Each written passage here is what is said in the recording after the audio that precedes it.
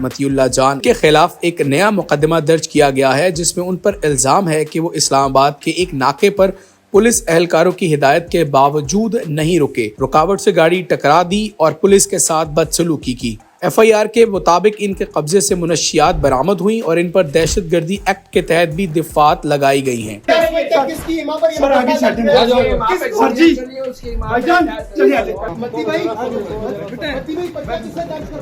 اغوا کے دوران ان پر دباؤ ڈالا گیا کہ وہ اپنی رپورٹنگ اور بیانات میں احتیاط برتیں۔ اس واقعے نے پورے ملک میں صحافت کی آزادی پر ایک بار پھر بحث چھیڑ دی۔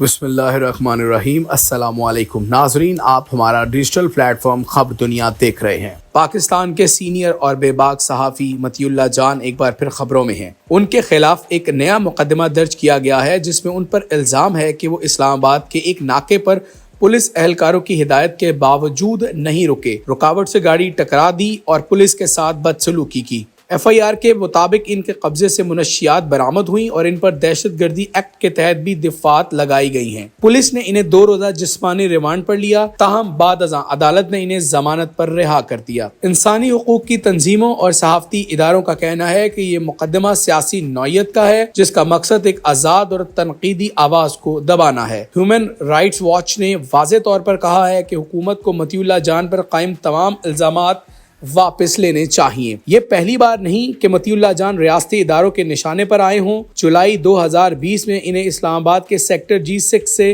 اغوا کیا گیا تھا۔ اس وقت وہ اپنی بیوی کو اسکول چھوڑنے گئے تھے، لیکن راستے میں چند مسلح افراد نے انہیں زبردستی گاڑی میں بٹھایا اور تقریباً 12 گھنٹے بعد ایک ویران مقام پر چھوڑ دیا۔ انہوں نے بعد میں بتایا کہ اغوا کے دوران ان پر دباؤ ڈالا گیا کہ وہ اپنی رپورٹنگ اور بیانات میں احتیاط برتیں۔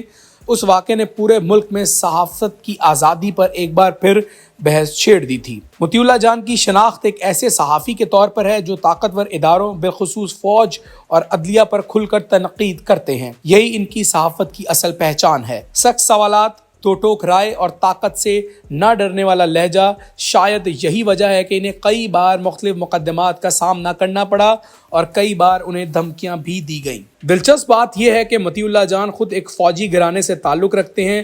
وہ ایک فوجی افسر کے بیٹے ہیں اور خود بھی پاکستان ملٹری اکیڈمی کاکول میں کچھ عرصہ ٹریننگ حاصل کر چکے ہیں، لیکن بعد میں فوج چھوڑ کر صحافت کا راستہ اختیار کیا۔ اسی پس منظر کی وجہ سے انہیں اس نظام کو اندر سے دیکھنے اور سمجھنے کا ایک منفرد تجربہ حاصل ہے۔ آج وہی مطیع اللہ جان ایک بار پھر قانون کے کٹہرے میں کھڑے ہیں۔ ان کی ضمانت پر رہائی کے باوجود مقدمہ برقرار ہے۔ عدالت میں اب ان پر منشیات اور دہشت گردی جیسے سنگین الزامات کی سماعت جاری ہے۔ تاہم صحافتی حلقوں کا کہنا ہے کہ یہ محض ایک اور مثال ہے اس دباؤ کی جو پاکستان میں آزاد صحافیوں پر بڑھتا جا رہا ہے۔ مطیع اللہ جان کا موقف واضح ہے۔ وہ کہتے ہیں کہ یہ سب مقدمات انہیں خاموش کرنے کی کوشش ہیں، لیکن وہ بولتے رہیں گے۔ ان کے الفاظ میں سچ لکھنے اور بولنے کا حوصلہ اگر کمزور پڑ جائے تو پھر یہ معاشرہ اندھیرے میں ڈوب جاتا ہے۔